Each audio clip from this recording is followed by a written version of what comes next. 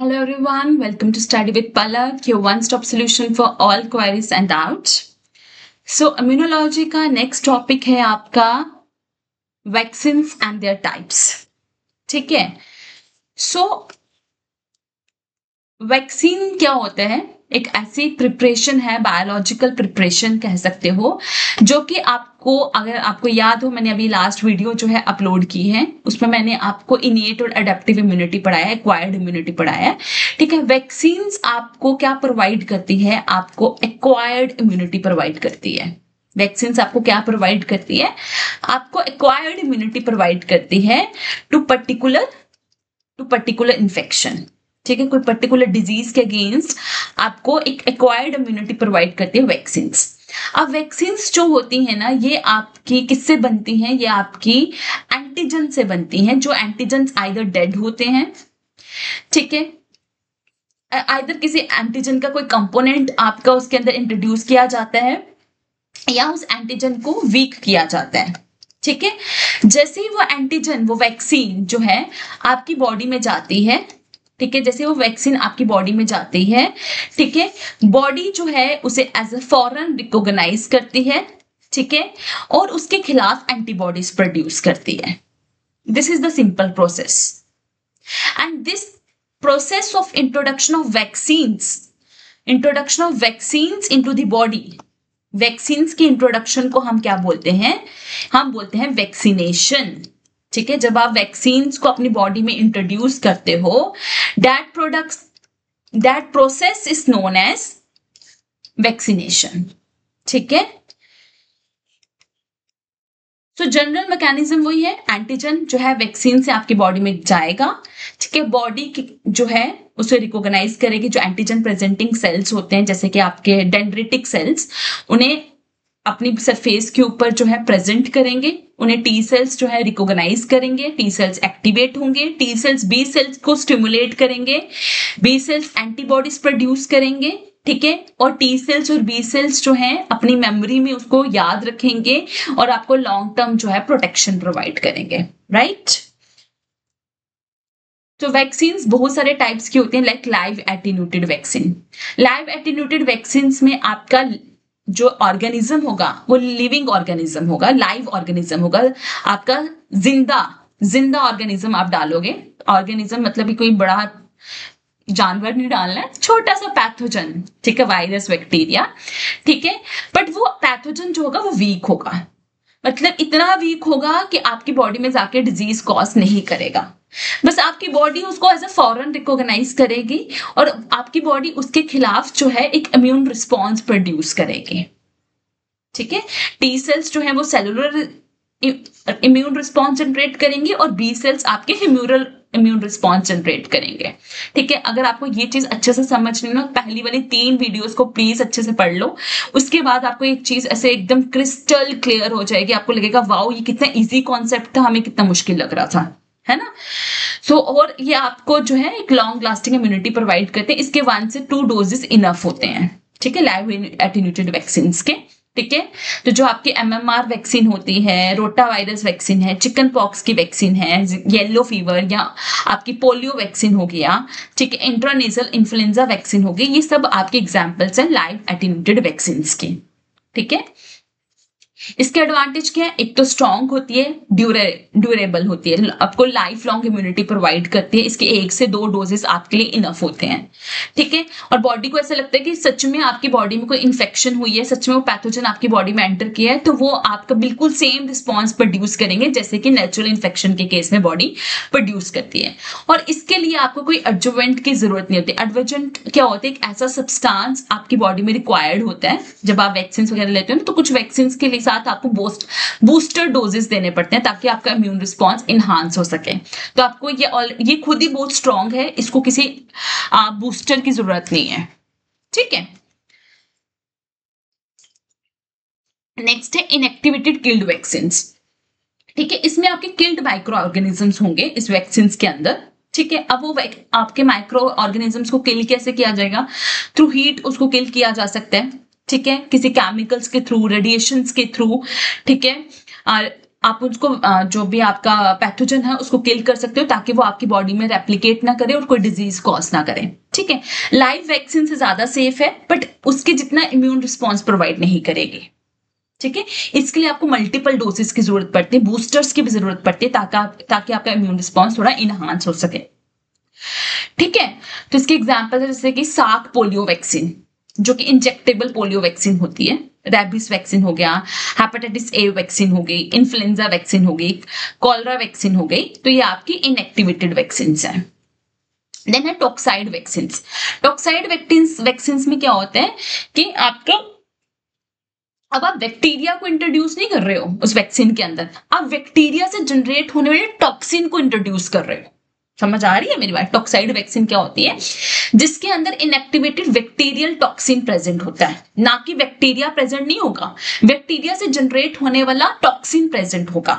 ठीक है, तो ये आपके इम्यूनिटी को जनरेट करेगा, आपके इम्यूनिटी जनरेट करेगा अगेंस्ट दैट टॉक्सिन। ठीक है, जैसे कि आपकी डिप्थीरिया टॉक्साइड वैक्सीन है, टेटनस टॉक्साइड वैक्सीन है। ठीक है, तो टेटनस वाली तो सबने लगवाया होता है ना, टेटनस कभी ना कभी, तो वो किसकी एग्जाम्पल है? टॉक्साइड वैक्सीन है, जिसके अंदर आपका बैक्टीरिया नहीं प्रेजेंट है, बैक्टीरिया को कोई पार्ट नहीं प्रेजेंट है। क्या प्रेजेंट है? आपका बैक्टीरिया से जनरेट होने वाला टॉक्सिन। ठीक है, देन आता है सब यूनिट वैक्सीन। सब यूनिट वैक्सीन क्या होता है? जिसके अंदर उस पैथोजन का कोई स्पेसिफिक पार्ट प्रेजेंट होगा, उस पैथोजन का कोई प्रोटीन या कोई पॉलीसेकेराइड। ठीक है, वो कोई पार्ट प्रेजेंट होगा, मतलब पूरा पैथोजन आप नहीं डाल रहे हो आप उसके अंदर।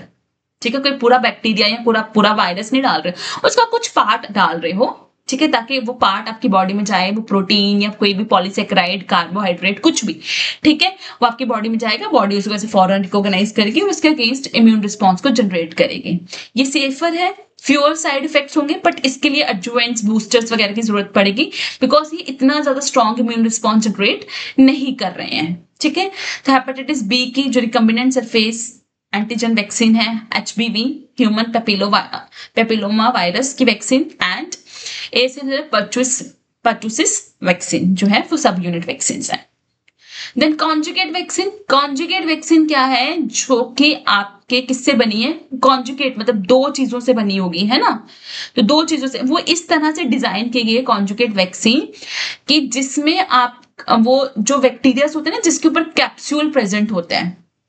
ठीक है, ऐसे बैक्टीरिया जिसके ऊपर कैप्सूल प्रेजेंट होते हैं ना, ये कॉन्जुगेट वैक्सीन बेसिकली उन बैक्टीरिया के लिए जो है बनाई जाती है जो कैप्सुलेटेड बैक्टीरिया होते हैं, पॉलीसेकेराइड का कैप्सूल जिनके ऊपर प्रेजेंट होता है ना, उन बैक्टीरिया के लिए वैक्सीन को डिजाइन किया जाता है। ठीक है, इसके अंदर एंटीजन का polysaccharide part plus carrier protein, ठीक है, दो चीजों से मिलकर ये कॉन्जुगेट वैक्सीन बनती है ताकि आपको स्ट्रॉन्ग इम्यून रिस्पॉन्स जो है वो मिल सके। ठीक है, ये आपका सब यूनिट वैक्सीन का पार्ट आ गया है ना, और ये आपका जो है वो कैरियर प्रोटीन उसके अंदर डाला जाता है। ठीक है, तो दो पार्ट्स आप डाल रहे हो, ठीक है, ताकि आपको एक स्ट्रॉन्ग इम्यून रिस्पॉन्स मिल सके। ठीक है, तो आपकी हेमोफिलस इन्फ्लुएंजा वाली vaccine type B, pneumococcal conjugate vaccine, meningococcal conjugate vaccine जो है कॉन्जुगेट वैक्सीन के एग्जाम्पल है। देखो ये कॉन्जुगेट वैक्सीन जो है ना क्या करती है, इसमें वीक बैक्टीरियल पॉलीसेकेराइड एंटीजन जो है स्ट्रॉन्ग कैरियर प्रोटीन के साथ कंबाइन कर जो है वो डाला जाता है ताकि आपको स्ट्रॉन्ग इम्यून रिस्पॉन्स मिले।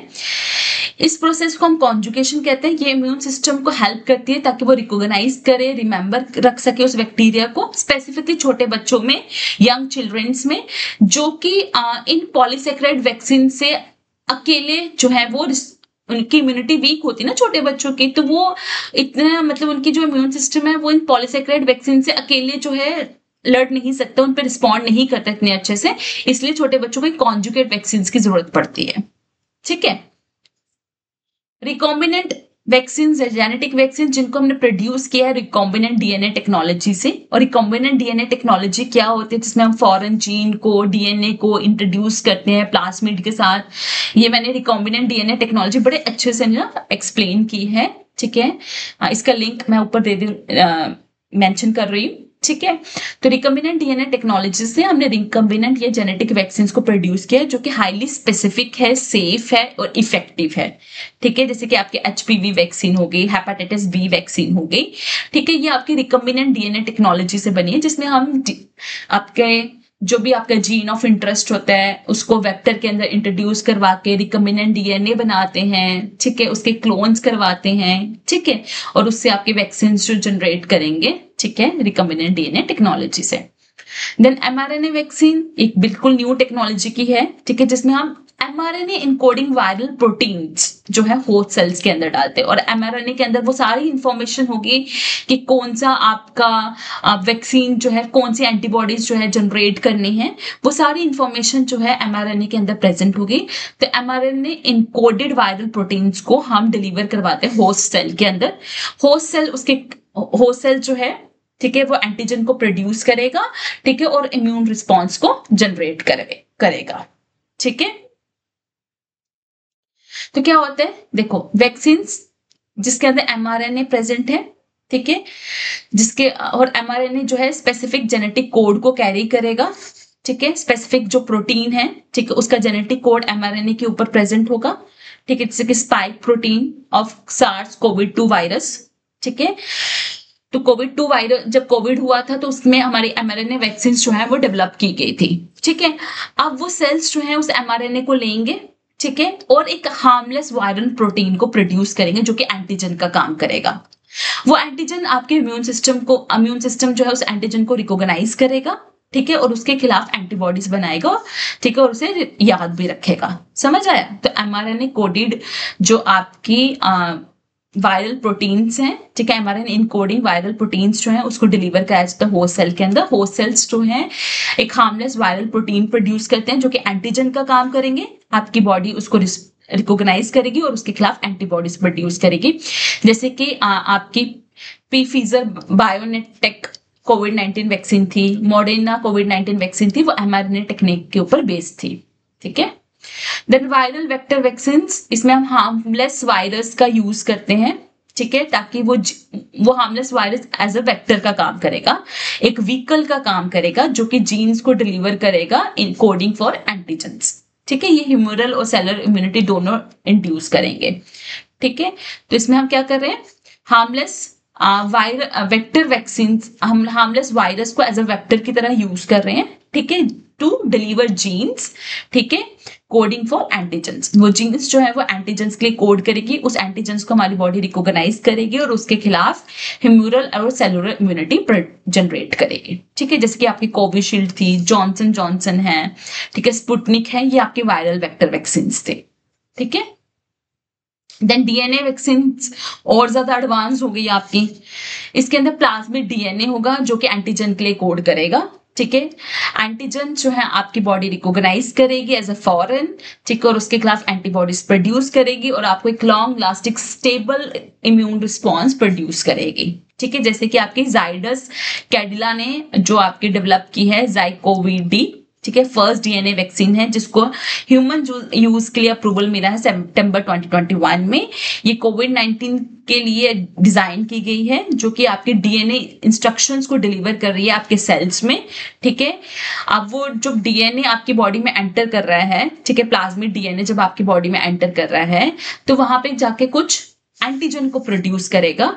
एंटीजन जो है आपके इम्यून सेल्स जो है रिकॉग्नाइज करेंगे और उसके खिलाफ एंटीबॉडीज को प्रोड्यूस करेंगे।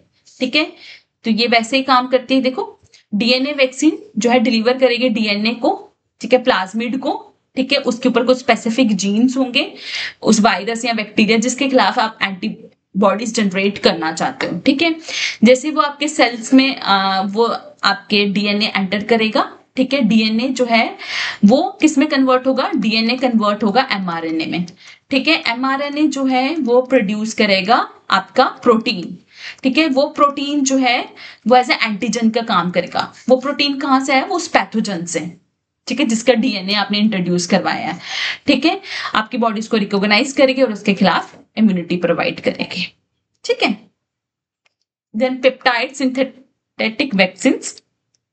ठीक है, इसमें हम क्या कर रहे हैं, सिंथेटिक पेप्टाइड्स का यूज कर रहे हैं। ठीक है, और ये सिंथेटिक पेप्टाइड्स जो है एपिटोप्स का काम कर रहे हैं। एपिटोप्स क्या होते हैं? एपिटोप्स होते हैं पार्ट ऑफ एंटीजन, एंटीजन का कोई भी पार्ट, जैसे प्रोटीन हो सकता है, ठीक है, पॉलीसेक्राइड हो सकते हैं, ठीक है। तो यहाँ पे हम सिंथेटिक पेप्टाइड्स यूज कर रहे हैं जो कि एंटीजन का पार्ट की तरह, एंटीजन के प्रोटीन की तरह एक्ट करेंगे, ठीक है, एपिटोप्स को मिमिक कर रहे हैं। तो पेप्टाइड वैक्सीन जो है इस तरह से डिजाइन की जाती हैं ताकि वो specific part of disease causing agent, उस पैथोजन का या ट्यूमर का स्पेसिफिक पार्ट को प्रेजेंट करेंगे इम्यून सिस्टम को, rather than the whole pathogen, है ना। उस स्पेसिफिक पार्ट को हम क्या बोलते हैं? एपिटोप, है ना। तो वो इम्यून सिस्टम को पूरा पैथोजन नहीं प्रेजेंट कर रहे हैं, वो स्पेसिफिक पार्ट को प्रेजेंट कर रहे हैं, ठीक है। तो ये पेप्टाइड बिल्कुल एपिटोप्स को मिमिक कर रहे हैं, ठीक है, जिसकी वजह से इम्यून सेल स्टिमुलेट होंगे, ठीक है, आपका जो भी इम्यून रिस्पॉन्स है वो जनरेट करेंगे, ठीक है। तो ये बाकी इम्यून सेल्स को भी एक्टिवेट कर रहे हैं। जो पेप्टाइड वैक्सीन है उसका काम क्या है कि इम्यून सिस्टम को टारगेट करना और डिजीज को एलिमिनेट करना है, ठीक है। तो वो इसकी सबसे अच्छी एग्जाम्पल जो है वो है आपकी प्रोविनेज, ठीक है, जो कि first FDA approved therapeutic cancer vaccine है फॉर प्रोस्टेट कैंसर। देन है मल्टीमेरिक 001 फॉर इन्फ्लुएंजा, एपीवैक कोरोना फॉर कोविड-19 और बहुत सारी कैंसर वैक्सीन हैं, ठीक है, जो कि आपकी पेप्टाइड वैक्सीन हैं, ठीक है। तो ये तो आपकी डिफरेंट टाइप की वैक्सीन होगी। अब उन वैक्सीन को हमने first generation, second generation, third generation vaccine हैं। फर्स्ट जनरेशन होगी जिसमें आपके वो सिंपल वाली लाइव एटेन्यूएटेड या किल्ड वैक्सीन, किल्ड पैथोजेंस वाली वैक्सीन जो आप जनरेट करते हैं, क्लासिकल वैक्सीन, ठीक है, जो काफी सालों से चलती आ रही है। उसके बाद हमने रिकम्बिनेंट डीएनए टेक्नोलॉजी वाली वैक्सीन ले आए, कॉन्जुगेट वैक्सीन, सब यूनिट वैक्सीन, ये आपकी आ गई। थर्ड जनरेशन में बिल्कुल एडवांस वैक्सीन आ गई जो कि आपकी एमआरएनए, डीएनए, वेक्टर वैक्सीन, ठीक है। तो ये आपके बिल्कुल एडवांस वैक्सीन आ गई, ठीक है। थोड़ी बहुत ही कहानी भी पढ़ लेते हैं। अब सबसे पहली जो वैक्सीन थी वो 1976 में एडवर्ड जेनर ने जो थी वो डिस्कवर की थी, ठीक है। और वो वैक्सीन किसके लिए वैक्सीन थी? हाँ, तो वो वैक्सीन थी आपके स्मॉल पॉक्स के लिए। उन्होंने क्या किया था कि 8 ईयर ओल्ड बॉय को, ठीक है, उन्होंने काउ पॉक्स से, ठीक है, पस सेल्स को जो है वो उसके अंदर इनोकुलेट किया था, इंट्रोड्यूस करवाया था, ठीक है, और फिर बाद में उसको स्मॉल पॉक्स से एक्सपोज करवाया। तो उस बच्चे को ना स्मॉल पॉक्स नहीं हुआ। क्यों? क्योंकि जो उसने काउ पॉक्स से पस सेल्स उसके अंदर जनरेट करवाए थे और उस पस सेल्स के जनरेट होने की वजह से जो एंटीबॉडीज उसकी बॉडी में बनी थी ना, उस एंटीबॉडीज ने स्मॉल पॉक्स के लिए भी काम किया, ठीक है। तो जो फर्स्ट वैक्सीन उसने बनाई थी, ठीक है, वो किसके लिए थी? स्मॉल पॉक्स के लिए थी, ठीक है। नेक्स्ट लुईस पास्चर जिन्होंने जर्म थ्योरी जो थी वो दी थी, ठीक है, germ theory of disease propose की थी। उन्होंने कॉलरा के लिए, एंथ्रैक्स के लिए, रैबिस के लिए जो है वैक्सीन को डेवलप किया था और वैक्सीनेशन टर्म भी जो थी वो लुईस पास्चर ने दी थी इन ऑनर ऑफ जेनर, ठीक है। ठीक है, नेक्स्ट थी 1923 में आपकी टेटनस की, डिप्थीरिया की वैक्सीन आई, 26 में वुपिंग कफ की वैक्सीन आई, 37 में येलो फीवर की वैक्सीन आई, 1940s में आपकी जीटीपी की वैक्सीन आई, ठीक है, 1955 में साग पोलियो वैक्सीन आई, ठीक है, फिर उसके बाद सेबिन पोलियो वैक्सीन आई, ठीक है। अभी साग पोलियो, सेबिन पोलियो क्या है? जो साग पोलियो थी ना वो आपकी इंजेक्टेबल जो सबसे पहले थी, इनएक्टिवेटेड वैक्सीन थी, और सेबिन पोलियो वैक्सीन जो थी ना आपकी लाइव एटीन्यूटेड ओरल, जो आप ओरल ड्रॉप्स लेते थे ना वो थी, ठीक है, सेबिन वैक्सीन उसको बोला था। फिर 1960 में एमएमआर की वैक्सीन आई, 1974 में WHO ने लॉन्च किया एक्सपेंडेड प्रोग्राम ऑन इम्यूनाइजेशन ताकि वो इंश्योर कर सके कि पूरी दुनिया में वैक्सीन का एक्सेस सबको मिल रहा है, ठीक है। 1977 में नेचुरल स्मॉल पॉक्स का जो केस था, ठीक है, वो टोटली एरेडिकेट किया गया और जो थी फर्स्ट डिजीज थी जो कि वैक्सीन से टोटली खत्म हुई थी, स्मॉल पॉक्स, ठीक है। देन 1980s में हेपेटाइटिस बी की रिकॉम्बिनेंट वैक्सीन आई, फिर 1990s में वेरिसेला चिकन पॉक्स की वैक्सीन आई, रोटा वायरस वैक्सीन आई, 2006 में HPV वैक्सीन आई, ठीक है। उसके बाद हमारी कोविड-19 की वैक्सीन बहुत सारी आई हैं, ठीक है। सो थोड़ा बहुत आप करंट अफेयर्स भी देखते रहा करो, ठीक है, उससे आपको पता चल जाता है कोई वैक्सीन आ रही है, किसी वैक्सीन का डेवलपमेंट हो रहा है या क्या है, किसका ट्रायल फेज चल रहा है, तो वो थोड़ा बहुत आप देख लेना, ठीक है। For further videos to like and subscribe study with Palak, you can join my telegram group Instagram, and there you can directly interact with me because I believe more we connect, easier the success becomes.